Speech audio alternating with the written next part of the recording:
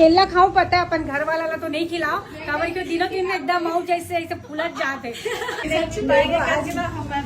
कहाँ सोचते रहे हो बताओ जी।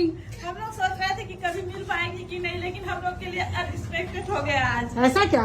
अच्छा लगी ना मिल के? बहुत अच्छा लगा। जैसे वीडियो में देखते हो वैसने हो ना।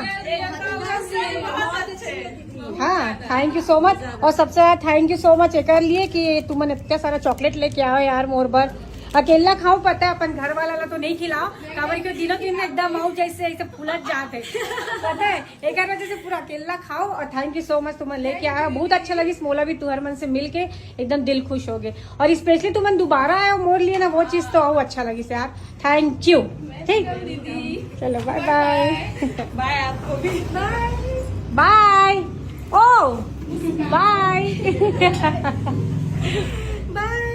देखो मस्त काम चलाते अभी कुछ देर बाद आप मला देखे बर मिली एक फाइनल रिजल्ट।